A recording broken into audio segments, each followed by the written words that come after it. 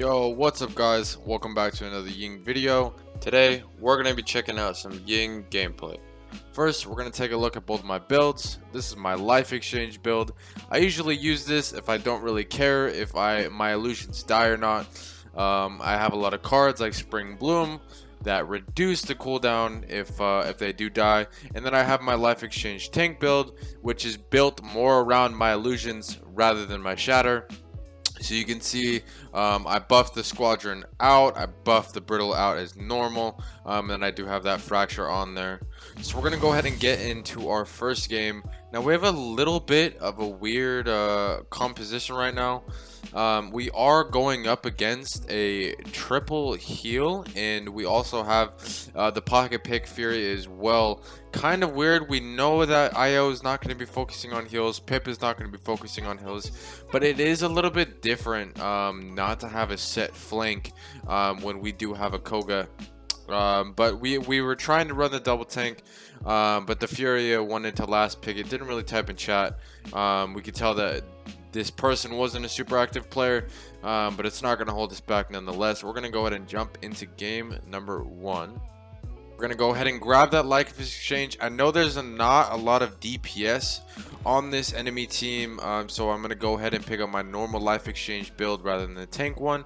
And I did pick up moral support, just because you can get your ultimate charge at the end of a push, whether it's successful or not, in the first round rather than in the beginning of the second round. And then I go ahead and change my crosshair to a dot just so I can have something in the center of my screen so I can jump shot shatters a lot easier. Now I tell the Barrack in the beginning to push the right. He doesn't really. He pushed up to the middle, and I kind of read that. So I'm going to go ahead and pop my illusion in a safe location and just wait for that shatter and just kind of keep everything at bay. You can see to the right there, the Furia is pocketing behind, keeping him alive, and I don't really notice it immediately. I try to go and dive a little bit, get some extra DPS, and then flank around the backside to try and help out my Koga here and try to help out my Cassie. I do end up giving some damage to my Cassie, but it wasn't enough. He goes ahead and tells me some information that I now know. I see that Fury is down. That's my pocket heal. So now I know that I need to prioritize the Barrack in this situation so we can control point and start getting some things on the board. This Fernando throughout the entire game was playing relatively passive, which was kind of weird. The Koga is kind of trying to get the extra DPS. Cassie's coming out on my side, which is nice. But if there's a flank, if Pip is playing a kind of flank build, which we see right here, I'm going to be kind of screwed in that situation. You're going to see that in a lot of this game. And then Kinessa goes ahead and picks up that. So I'm going to go ahead and pop that Chronos just to make sure that my abilities are maximum effort that they can. Barrack with the emote, not really too much of a contest, so I'm not necessarily worried about it. Trade onto Fernando, which was not bad. I go ahead and I see the Kinessa mine. I'm gonna go ahead and pop an illusion just for safety, try and get some DPS off. They are hard focusing me here, so I'm gonna try and TP out and get to a safe location, but unfortunately I die once again. Now you're gonna notice with this comp on my team is we don't have any counters to flanks, and we're extremely good on point, and we have extremely good damage, and but the Koga was not necessarily doing his job when it comes to keeping the backside clear. He would kind of dive and not do too well. But I do want to keep him alive here just because I know it's overtime. 99 on 99%. He's got full control. I'm keeping him alive. And we end up securing the point because of that. I think everybody here besides Barrack is here. So the Pip kind of comes behind. Furia comes to the heal, which is nice. That Pip is right, trying to get down and dirty, but it does not really work. I'm going to go ahead and let my team know. My ultimate is ready. I'm ready to pop it when you guys are ready to pop it. I'm going to go ahead and get my Barrack up to full. I know my Cass is behind. I unfortunately missed that shatter. I'm going to go ahead and look. I'm going to pop. I was a little bit nervous that my Koga was going to die there and my Cass was going to was going to die as well. So yes, it may have been a misplaced ultimate, but it was not a bad or a useless one nonetheless. I find a little pocket here, and I use this for the rest of this end game. I really noticed that it's effective. Kinessa can't really shoot at me from this angle. I'll be able to safely put out illusions and create some kind of distance and use my barrack shield to my advantage. That illusion is going to go out and help the Koga, and then I'm going to go ahead and shatter the barrack, and we are going to finish off the Fernando, which is absolutely huge. Like I said prior, the Fernando wasn't really a huge threat this game, and I think that's what's really was one of the weaknesses of this team. Yes, they had triple heal, but they were not doing too poorly. The Kinessa starts to focus me here, and I realize, oh my god, it's because there's a mine to my left. The barrack goes ahead and ults, which is not bad at all. Cassie goes down right before my shatter kind of respawn. I'm going to go ahead and try and get some DPS while getting some health to my barrack. It looks like it's working pretty well. I'm going to go ahead and pick up the Fernando, who is tunnel visioning on our barrack. Barrack gives me a little bit of love in chat. We're going to go ahead and push out and get a push successful. It was pretty clean. I'm not gonna lie, it was pretty clean. We did pretty well there. I'm gonna go ahead and clear up my morale boost so I can have my ult by the time we get on this point once again.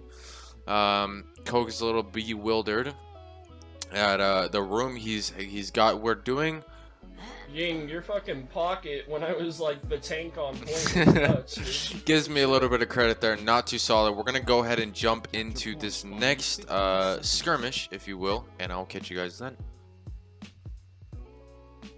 Alright, we're gonna jump right into round 2, I guess. It's 2-0 right now.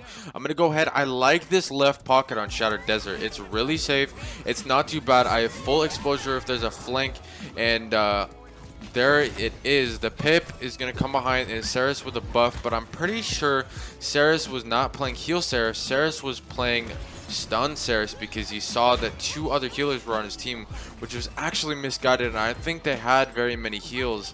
I think the IO was healing a little bit. We're going to see at the end, but not too much.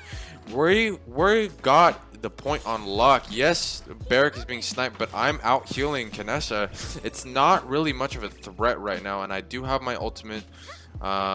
Furia comes in with that pocket heal and that stun doing work. Cassie's ultimate comes in. We're chilling right now. Our chicken comes. I'm going to try and desperately focus this, and because of my shadows, because of my illusions, he is doing well in this. I'm going to go ahead and ult just to get rid of this Fernando. He ends up ulting as a counter, but we have a Furia ult as well. It was kind of impulsive that the Furia ulted there.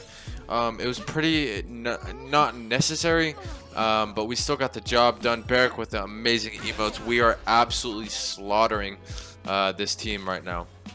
Very, very quick game, but very, very good game indeed. The Pip is going to come up.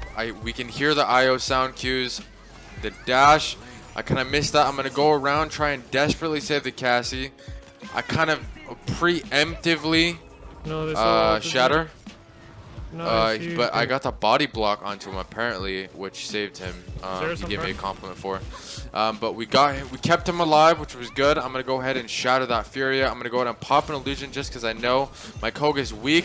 We're doing well. My Barrack is gonna dive, so I'm gonna go ahead and dive as well and make sure to keep him alive. I'm gonna look for that shatter right off the bat.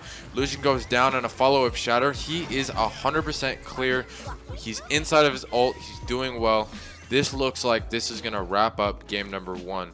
I'm a little bit confused on what that is, but this pocket, man, if you're on Shattered Desert and you have good comms and you make sure that flanks aren't going to come to your right side, you actually have a clear view of the payload. You have a clear view of your team, and it's actually super, super vital. I'm going to go ahead and pop an illusion, make sure my Barrack is going well, and we end up securing that victory. GG. We're going to go ahead and take a look on what the numbers were, how much healing we actually did. 57,000, not bad for a 12-minute game. I'll definitely take that. Our comp was a little bit weird with the Furia, but it wasn't bad for a pocket pick. thank you guys so much for watching another Ying gameplay. I'm thinking of some things. I want to do a little bit more collaboration.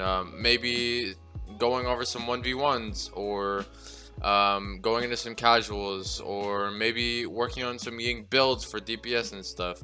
If there's something you guys want to see, let me know in the comment section down below, and I'll make sure to get to it. And I'll catch you guys in the next one.